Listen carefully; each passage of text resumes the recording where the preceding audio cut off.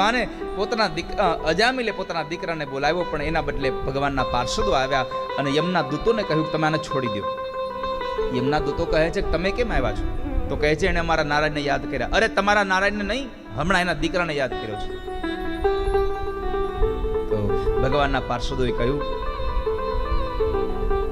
કે હે દૂતો, એને નારાયણ આ નામ લીધું ને, એ એના દીકરાને બોલાવ્યો, ગમે ને બોલાવ્યો, નામ નારાયણ હતું ને, હા તો બસ નામ લઈ એનો ઉદ્ધાર થાય છે. જેને નામ લીધા છે એનો ઉદ્ધાર થયો છે. તમને છોડી દો. આ સંવાદ પથારીમાં પડ્યો એ અજામિલ સાંભળતો હતો. આંખમાંથી અશ્રુની ધારા નીકળી અને પેલા શબ્દ બોલ્યો કે જે સંતોને મેં અપમાનિત કર્યા એ સંતોએ મારા દીકરાનું નામ નારાયણ પડાવી અને આજ મારો જન્મારો સફળ કરી દીધો. મને ભગવાનના દૂતો છોડાવા આવ્યા. અને પછી તો અજામિલ બધું છોડી અને તીર્થમાં જઈ અને ભાગવતજીના 10મ સ્કંદના પાઠ કરતો કરતો ભગવદમય બની ગયો છે. જેણે ભગવાનના નામ લીધા છે એનો ઉદ્ધાર થયો છે. પરમાત્માના નામ લેવા માટે કઈ હજી ઉંમર થાય તો એવું નહીં હોય. જ્યારે પણ આપણે આ સંસારમાં આવ્યા છીએ, જેટલો સમય મળે એટલો સમય પરમાત્માનું નામ લેતા જઈએ. કરતા જઈએ ઘરના કામ, લેતા જઈએ રામ ના નામ. કરતા જઈએ ઘરના કામ, લેતા જઈએ રામ નામ. અજામિલ કર્મ ક્યા કિન્હા, નહીં કछु દાન ભી દીન્હા. અજામિલ કર્મ ક્યા કિન્હા, નહીં કछु દાન ભી દીન્હા. કેવલ હરિ नाम को लीन्हा, दिया यम पाश से तारी. केवल नाम को लीना, दिया यम पाश से तारी. डूबे गज राज जब जल में पड़े वह झुंड के छड़ में. डूबे गज राज जब जल में पड़े वह झुंड के छड़ में पड़े वह झुंड के छड़ में. पुकारे नाम को दिल में हरि गोविंद गिरधारी.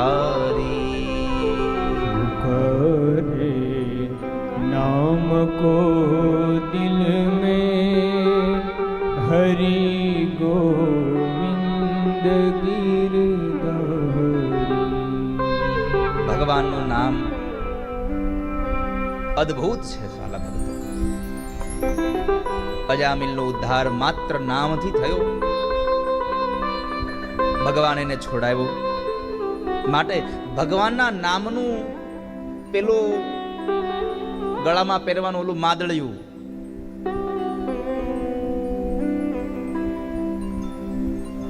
ભગવાનના નામનું માદળિયું ગળામાં પહેરવું ને, એના કરતા ભગવાનનું નામ મોઢામાં રાખો.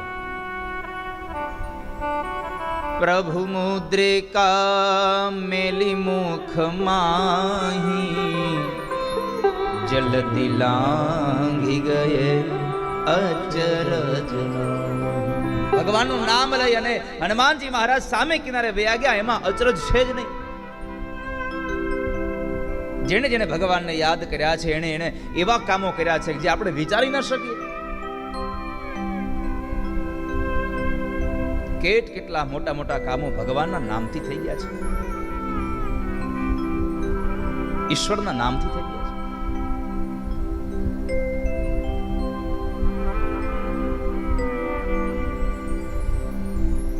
એ પ્રભુના નામે માણસ તરી જાય છે. ભગવાનના નામે તો પથ્થરા તરી ગયા છે. આપણે બધા આને જાણીએ છીએ કે રામા અવતારમાં બધી જ વાનર સેનાએ પથ્થર ઉપર રામ લખ્યું ફેંકો, પથ્થર તરી ગયો, પણ એ રામે પથ્થર ફેંકો ડૂબી ગયો. જે નામ લે છે એ તરી જાય છે, અને સ્વયં પરમાત્મા પોતે જેને તરછોડી ક્યાંથી પછી તરે, એ આ સંસારમાં ક્યાંનો ક્યાંય ડૂબી જાય. તો ભગવાનના નામથી એ તરી જાય એવું ભગવાનનું નામ મોઢામાં રાખજો. અનેક એવા લોકો ભગવાનનું નારાયણના નામનું કવચ રાખજો. નારાયણ કવચથી આપણું જીવન ધન્ય થશે. એવી અનેક કથાઓ બતાવતા નામનો મહિમા બતાવી ભાગવતના 6મ સ્કંદને ત્યાં વિશ્રામ કર્યો. 7મ સ્કંદની કથામાં એવો દ્રઢ ભરોસો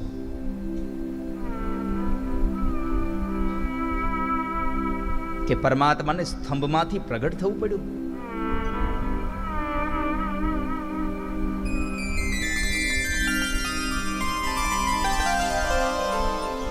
ભગવાન સ્તંભમાં આવે.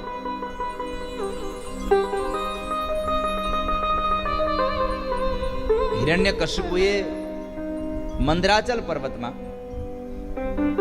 100 વર્ષ સુધી તપશ્ચર્યા કરી. 100 વર્ષની તપશ્ચર્યા પછી જ્યારે બ્રહ્માજી મળ્યા, બ્રહ્માએ કહ્યું કે માગો જે વરદાન જોતું હોય. રાક્ષસો તો પેલા એ જ માંગતા કે અમે મરીએ નહીં બાપો, પણ એ તો આ દુનિયામાં ખોટું છે, કેમ કે જન્મ એનું મરણ, નામ એનો નાશ એ શાશ્વત છે. કોઈ આજ ગયા, કોઈ કાલ, ઓર કોઈ જાને કો અભી તૈયાર. જવાનું બધા છે, લાઈનમાં ઊભા છીએ, યાદ રાખજો આપણે ક્યુમાં છીએ, પણ આપણને ખબર નથી આપણી ક્યુ કેટલી લાંબી છે. બાકી છીએ પાક્કું. આપણો વારો ક્યારે આવશે ખબર નથી, જવાનું છે એ પાક્કું છે.